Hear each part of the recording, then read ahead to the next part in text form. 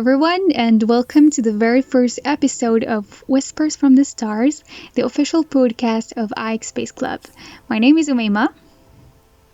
And I'm Lamiaa, and I'm glad to be hosting this first episode of our podcast with my friend and classmate Oumaima. We're both industrial engineering students, and we're here to have a little cozy, spacey chat with you all.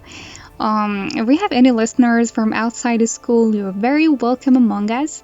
IAC Space Club is a new club at Mohammed VI International Academy of Civil Aviation at Casablanca that's aiming to spread the space culture, create a little space for the passionates among IAC students and other students, by the way. Everyone that's interested is very welcome among us. This would be our little space to gather up, learn about astronomy, space industry, the future of space exploration, and so much more. So, Lamiaa, what did the stars whisper to us this month? So this month we're going to talk about the International Space Station, space exploration, and how far can we go exploring the universe. So I'm gonna start off by talking a little bit about the International Space Station that I don't really need to take long to introduce. I guess everybody today knows what it is. People can even watch a live coverage of missions transporting astronauts and cargo from Earth to the ISS, which is, by the way, one of the best things you can ever do in life, since you get to see gorgeous sceneries from above and get reminded of how small and fragile our planet is. If you've never done this before, I highly recommend you do. Anyway, for the people that don't know what the International Space Station is, and that surprised me a little bit, I'm not gonna lie. The ISS is a giant satellite that's almost the size of a football pitch, serving as microgravity and space environment research laboratory where astronauts conduct experiments in biology, physics, and other fields, mainly to study the effects of long-term exposure of a human body and determine whether space colonization and long human space flights are feasible. So the ISS was actually built in orbit approximately 420 kilometers above the Earth's surface, and it was built gradually since it was impossible to build the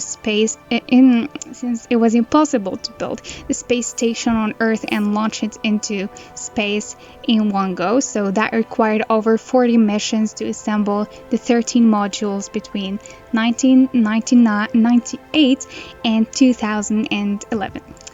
Today, we're not actually going to talk about the construction of the station, how it was assembled in space, the different modules, and all of this technical information. We might do it during another episode, but today we have chosen to talk about the history of building the ISS, how the idea of building it came in the first place, the cost, the political frame in which it was built, and other things. We'll see where this discussion will lead us. Okay, so I'm gonna start off by asking you a question, Lamiaa. What do you think was the reason of building the ISS in the first place, and how much do you think it costed?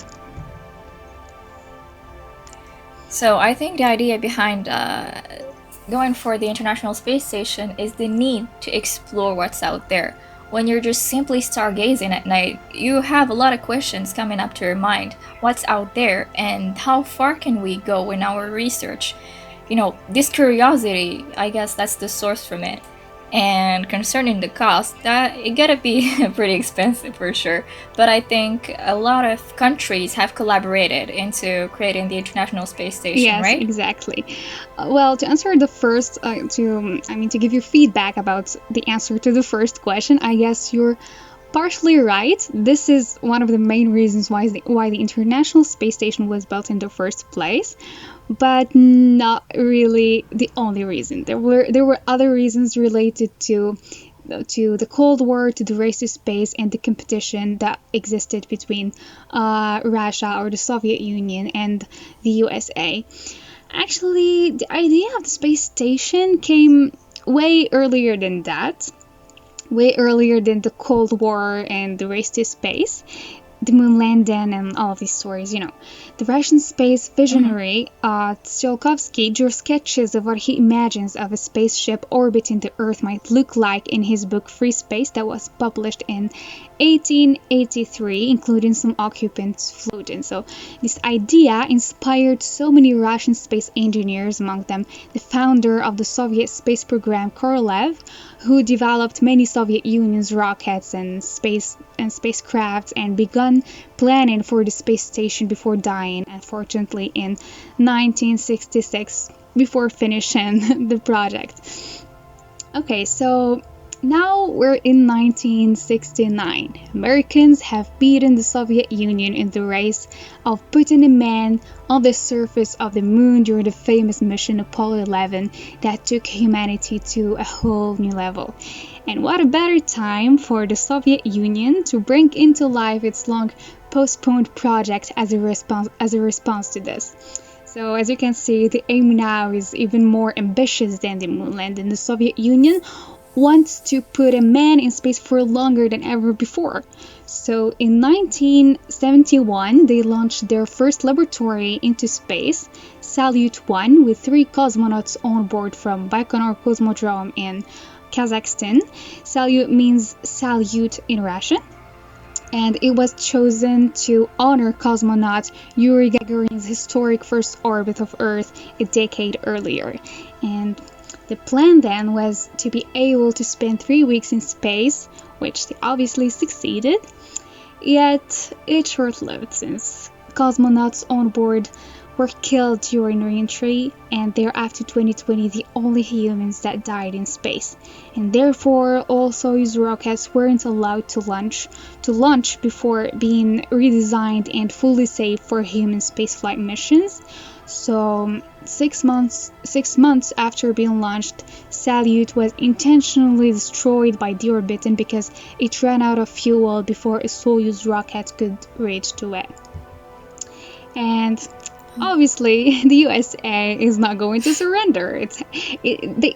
Of course not. They had to respond with another project that's even more ambitious. So they responded 2 years later with a station called Skylab, using the leftovers of Apollo hardware. Yet the station faced the same destiny as Salyut. It crashed back on Earth in 1979, dropping big hunks of hardware into the Indian Ocean and across Western Australia. But the ambitions were getting bigger and bigger, and in 1984, President Ronald Reagan, during his State of the Union address to Congress, directed NASA to develop a permanently manned space station and to do it within a decade that could serve to conduct microgravity research, make celestial and Earth observations from above, and that could be used as a transportation node for space vehicles and satellites, and as a station base for deep space exploration. And this station will be named later Freedom. Japan, Canada, 9 member states of the European Space Agency joined the project.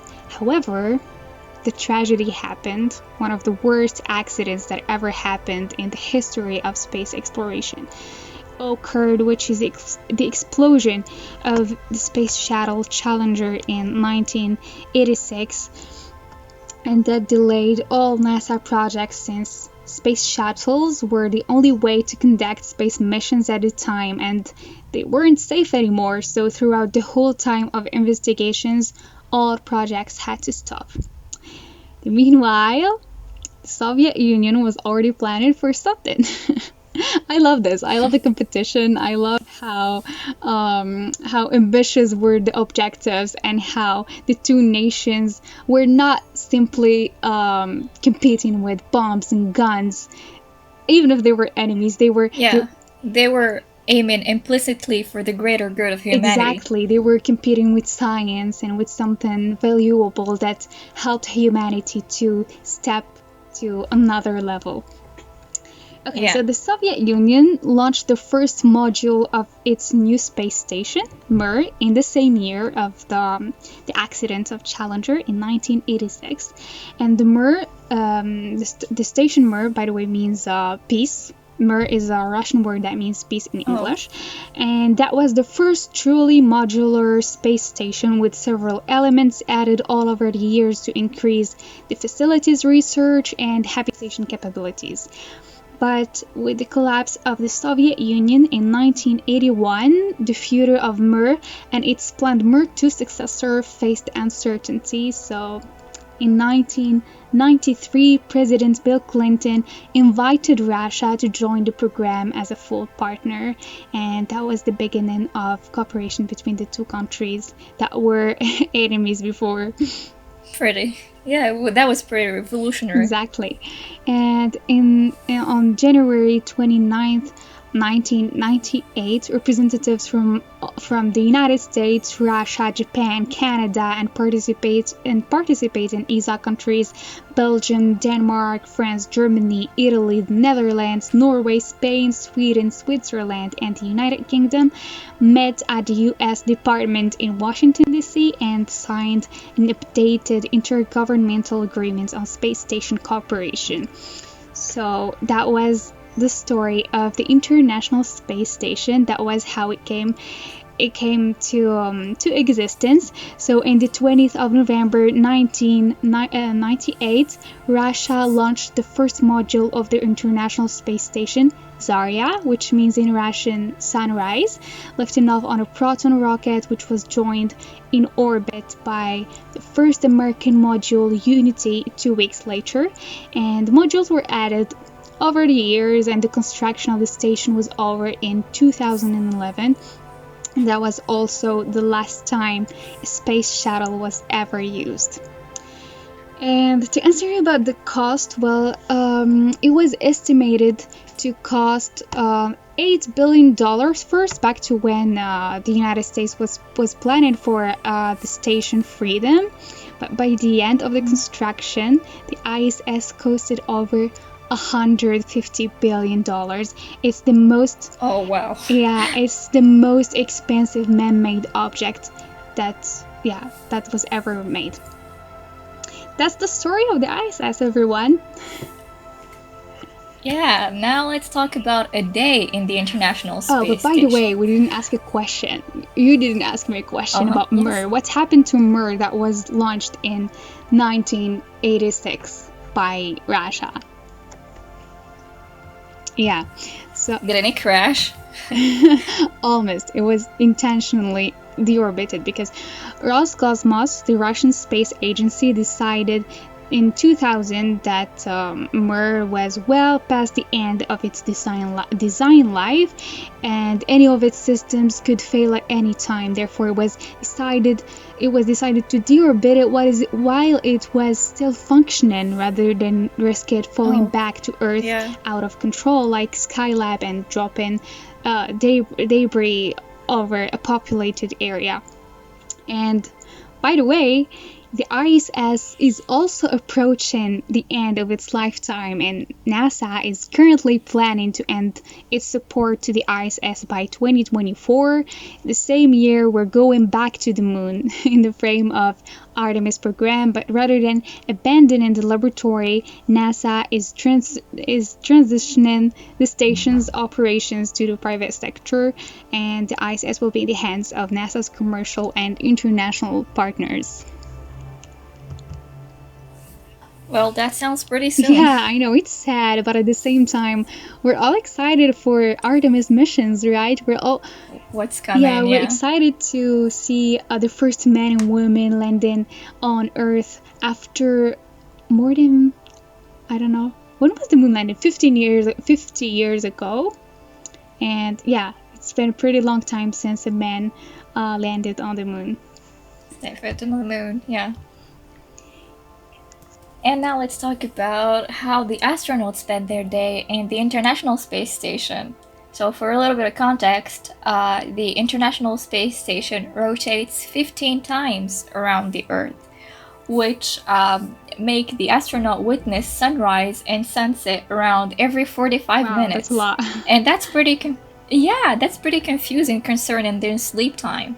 So in order not to be confused, they get 8 hours of sleep per day. They wake up at 6 a.m. They inspect the International Space Station, do a debriefing to the NASA, and then get on with their day. Their day is practically almost the same as on Earth, except some major changes concerning the microgravity. Concerning the morning routine, it's practically the same hygiene as on Earth, but as I said, the microgravity affects that in different ways. So the first vital need you get during the day, it's pretty different concerning the leg restraints, and knowing that you have a vacuum that sucks in the air into a wastewater tank, and that every single drop is recycled into water that is used in the International Space Station. Well, you're very far from home, so you have to recycle everything and make minimum waste, especially for long-term missions. So it could avoid accidents happening in the station, and something ruining the equipment. So we have to recycle everything. Yeah, you have to be kind of maximum of sufficiency. I see. And the dental eye hygiene is practically the same, showering also, except for, they use a raceless shampoo that hospital patients use, those who can't shower, those who can't take shower. Yeah, I see. Let's talk food now. Oh, sorry. Yeah, go on. I heard before that okay. Though the dental hygiene is the same, but you can spit out the toothpaste that you use, so you have to swallow it. So that's another disgusting stuff that astronauts have to do on board the station. But let me tell you another factor that will get you to go to space. They have brownies up there still. Well, that's interesting. Yeah. They should hire me. Now we're talking food. I can cook brownies. I don't know if they don't cook on space, obviously. No, they have already food set to go. They have different kinds of food in their raw forms, brownies as I said, fruit, water, and they have an oven, but no refrigerator. So having an oven, you can get your mac and cheese, your spaghetti, so our fellow Italian astronauts right there will be real happy with that.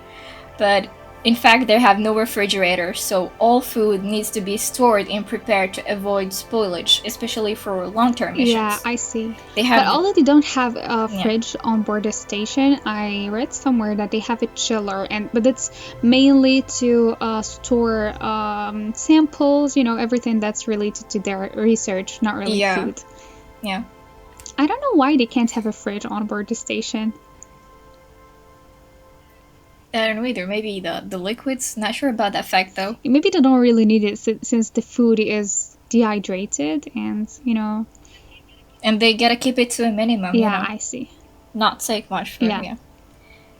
They have their condiments: ketchup, mustard, mayo, but no salt and pepper, no taco seasoning whatsoever. Ew, that's bad. They don't get to do that. Salt.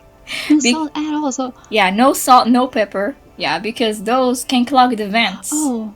And that's gonna be bad. That's gonna be extra work on the maintenance of the spaceship. I thought before International Space when you said they're not allowed to add salt to their food, I thought that maybe because that will make them thirsty, and since they don't have many water, since they don't have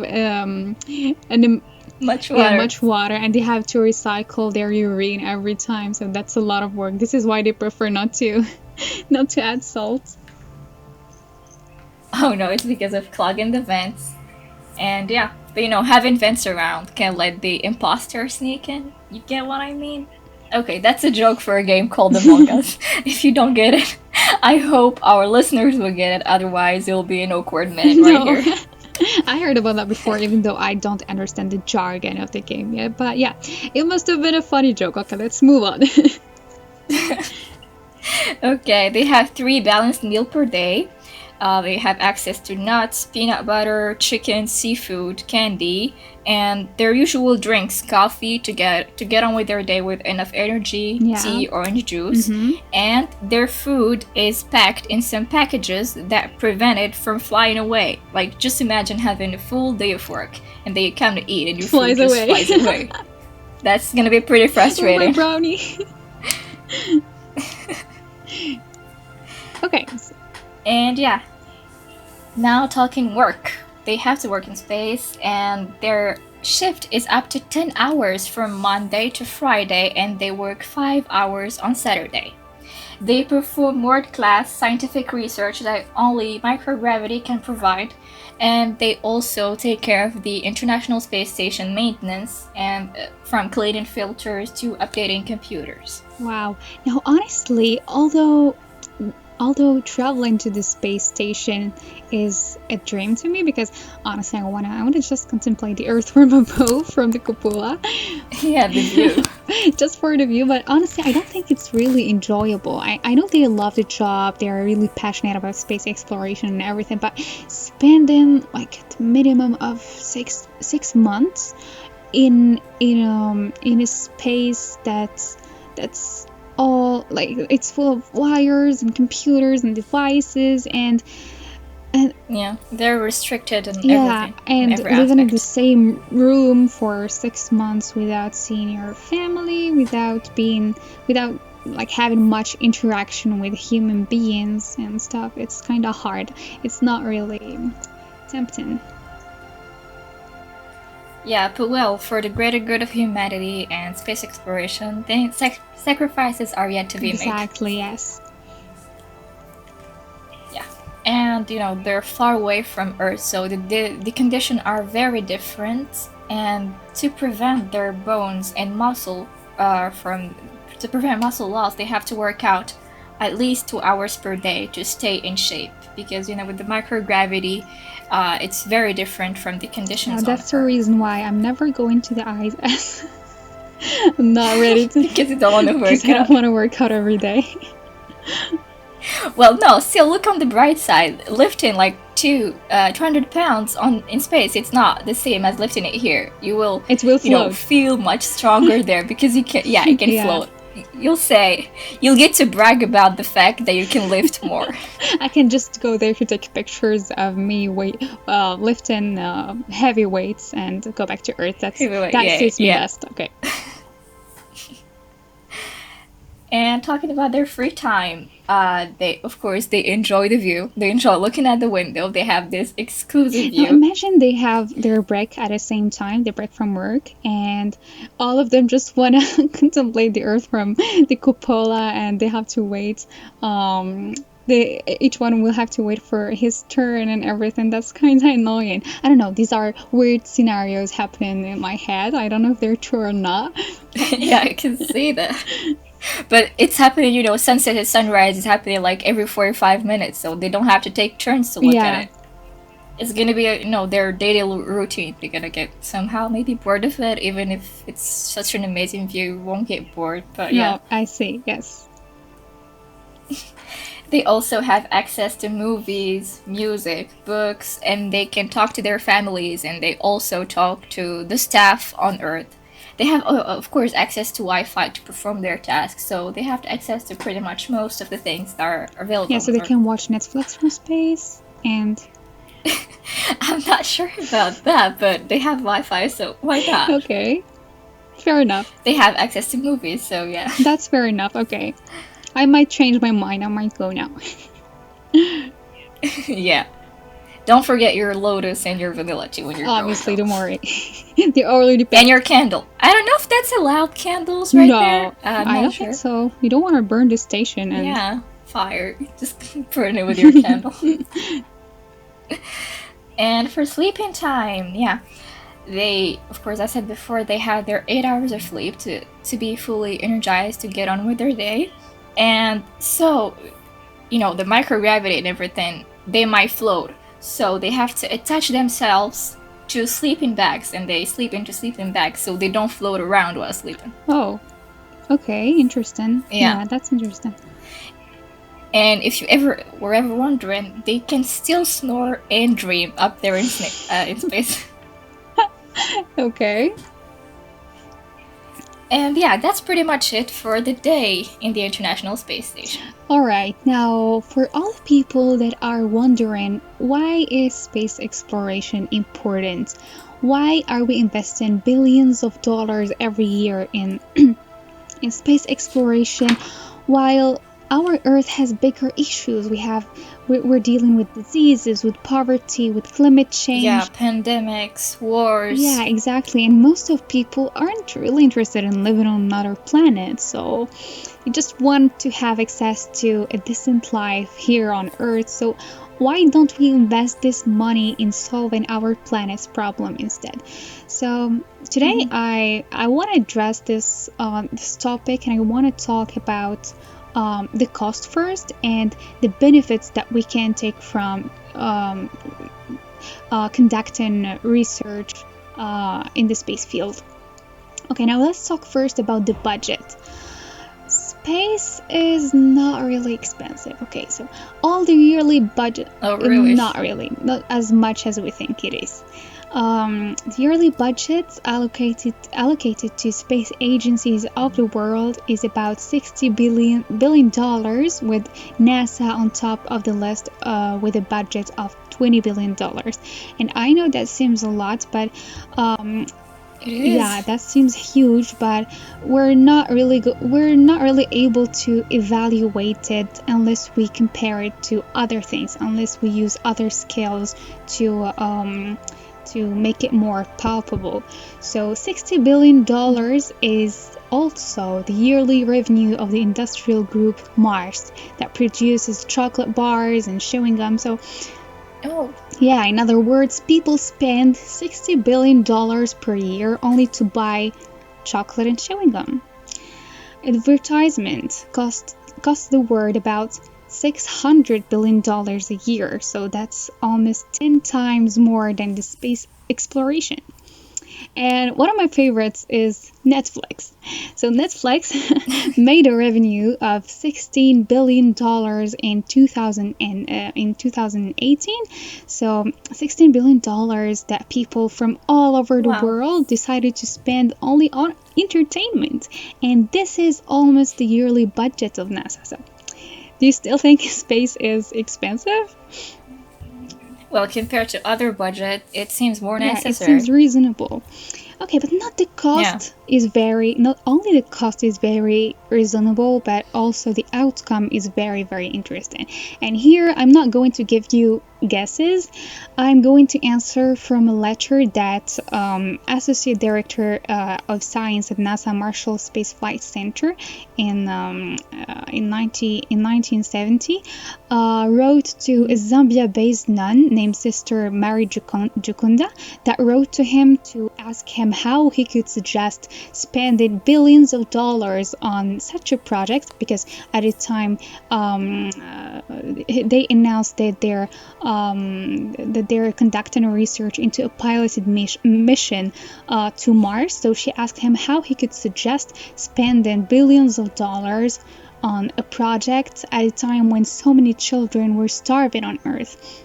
And Dr. Ernest replied with a letter, a very long letter that, by the way, you can find on the NASA official website. And just for the record, we already have an article written about this topic on our official website that we will link in the description. You can check it out, and we have other articles if you're interested to learn more about space and about so many topics, really. And yeah, so he answered and he explained to her that an additional support for the hungry children, besides what the United States is already contributing to this very worthy cause, can be obtained only if the appropriate department submits a budget line item for this purpose, and if this line item is then approved by Congress. So not conducting space missions doesn't mean that the money will go to the hungry children. That means that these funds won't be levied from American taxpayers in the first place. See? And in fact, since we're talking about the problem of hunger, there are two functions directly related to the hunger problem: the production and the distribution of food. the production by agriculture can be very efficient in some parts of the world and not at all in some other parts. And large areas of land can be utilized far better if efficient methods of weather forecasting, fertility assessment, field selection, timing of cultivation, and harvest planning were applied. And the best tool for improvement of all these functions is obviously the artificial satellite. And it has been proven that even modest system of Earth satellites equipped with Earth resources, sensors working within a program for worldwide agricultural improvement will increase the yearly crops by an equivalent of many $billions. And that is how research in the space field is contributing to solving this issue. Now, talking about the distribution of food, that relies more on the international cooperation and the space program. And as we have seen earlier, in the case of Russia and the United States, it's contributing to improve the relations between nations since I mean, as we have said earlier, the United States and Russia are today collaborating in the space research field. Not only that, but every year 1,000 of technical innovations generated in the space program find their ways into our earthly technology, where they lead to better kitchen appliances and farm equipment, better sewing machines and radios, better ships and airplanes, and better forecasting and storm warning, better communications, and better medical instruments. So I'm gonna give you examples, and some of them might really shock you. So for example, we're gonna start by the most famous ones: survival blanket or foil blanket. This is an invention that's derived from the space exploration directly, because in the 1960s, the US put into orbit the satellite ECO-1, and the satellite was covered by a layer of aluminized plastic, which is a thermal insulator to protect it from the harsh temperatures of space, and today that serves us to maintain the body temperature. The second invention is a flame. It's a fabric. Elon Musk flamethrower? What? I was gonna say the Elon Musk flamethrower. Never mind. That could also be one. Sorry. Okay, now a flame retardant treated fabric was initially invented to protect astronauts from thermal rays during extravehicular missions, and today firefighters are taking advantage of this invention to protect themselves from fire, and this technology is also used now to protect buildings. Oh, that's right. Yeah, and the technology used to produce artificial hearts in the medical field is inspired from the fuel pump used in the American space shuttles. NASA helps develop an MRI technology, the magnetic resonance imaging, because it needed an amelioration of a digital image processing system. That's another example. That's very interesting as well. Okay, that's a very important one as well. The efficiency of solar panels was also ameliorated by the research in the space field. And infrared thermometers were also derived from the technologies developed initially to assess a need in the space research field, since it served to detect a type of asteroids that are so dark that they can't be spotted by regular telescope. Okay, now there's another one, Teflon. Teflon was invented to protect satellites initially, and now it's your mom's favorite pan, right? it's the forbidden pan. It's the forbidden pan that if you you're not allowed to use it, otherwise you'll spend your night in the street. Yeah. Okay, and so much more. I don't wanna talk about all the examples, like give you all the examples, because but it is pretty clear that space exploration were, innovations were incorporated and used in daily life. Exactly, smoke detectors, GPS, airbags, and so much more. I guess we have given enough examples, and I'll move to the other point because this is getting pretty long. I'm very sorry. I tried to be concise, but there are just so many mind-blowing informations that I wanted to include in the podcast. But don't you worry, we're working on this. We're trying to make it shorter in the future. Okay, now improving the life conditions on Earth requires more implication in science and research, and challenging research objectives must be available, and sufficient support for research projects must be provided. The space field is certainly very inspiring and exciting, and it encourages researchers to invest more in the field of research, and the outcome is undoubtedly very, very interesting. Now, our Earth is not only going to become a better Earth because of the new technological and scientific research which we will apply to the betterment of life, but also because we are developing a far deeper appreciation of Earth, of life, and of man.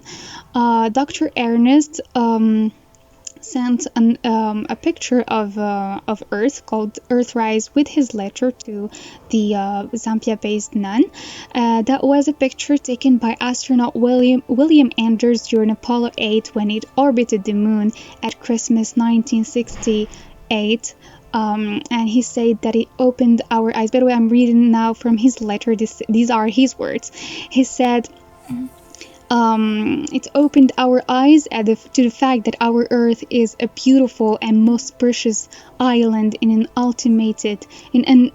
unlimited void, and that there is no other place for us to live but the thin surface layer of our planet, bordered by the bleak nothingness of space. So ever since this picture was first published, voices have become louder and louder, warning of the grave problems that confront man in our times: pollution, hunger, poverty, urban living, food production, water control, overpopulation, and so much more.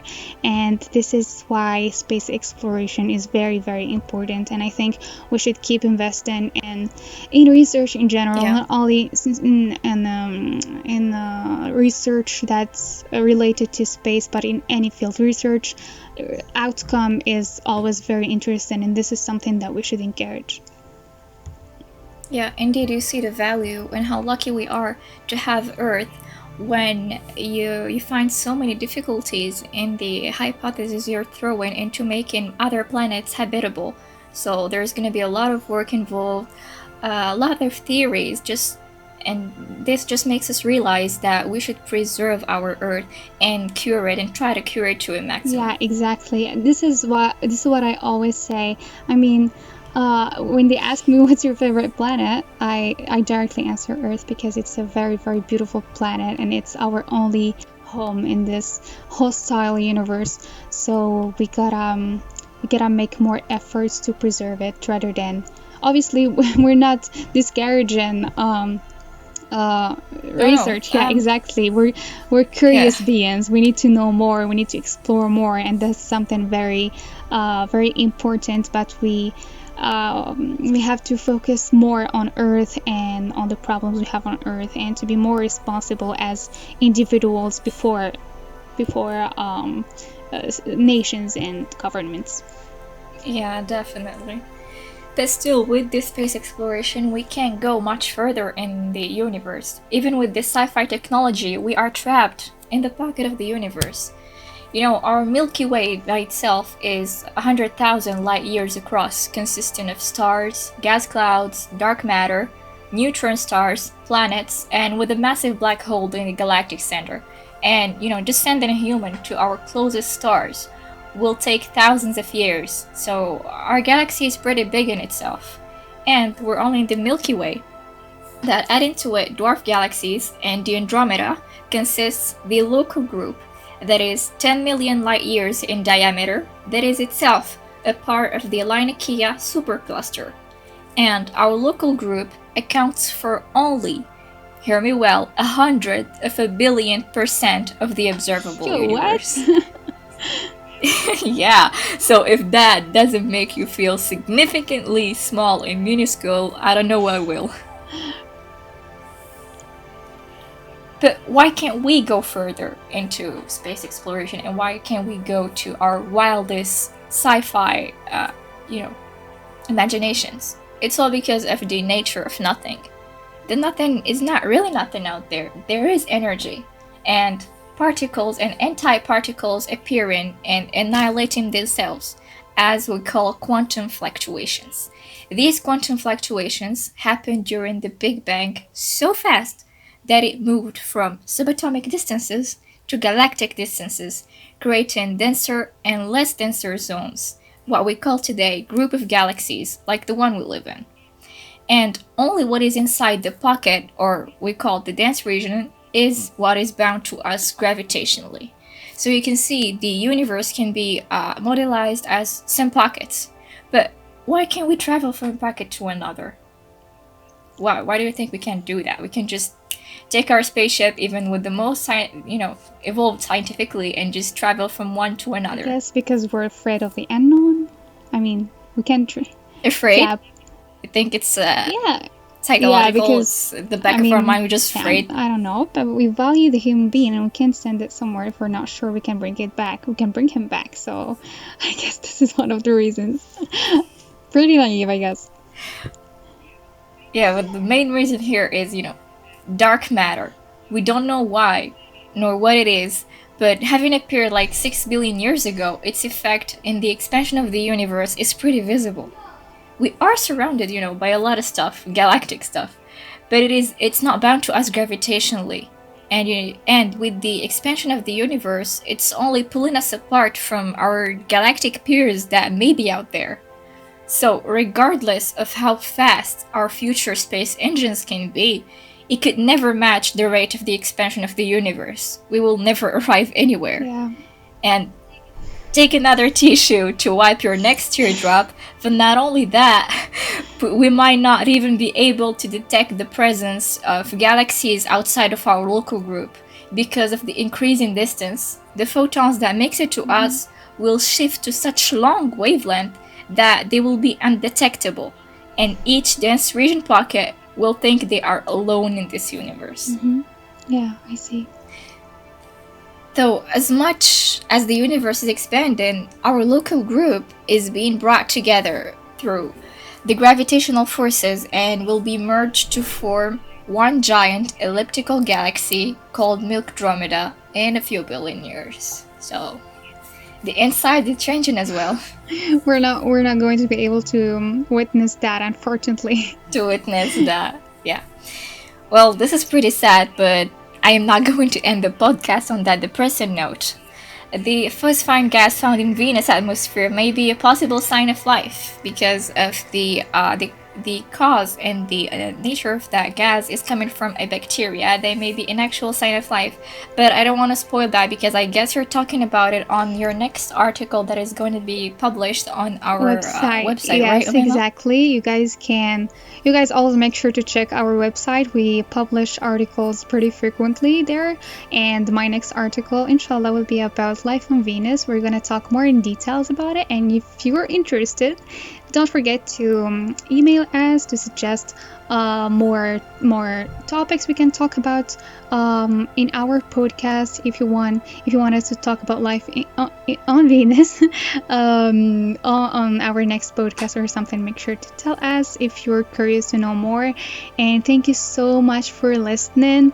We're always be glad to hear your comments, your suggestions, your feedback on our podcast and stuff. First one, we'll be very glad to have feedback from you about whatever aspect of this podcast and our activities in general.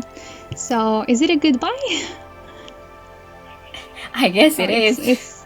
It's about time we say goodbye, exactly, because So yeah, thanks our dear listeners for sticking through, and yeah, it was a great journey this first podcast. Yeah, goodbye everyone. Bye.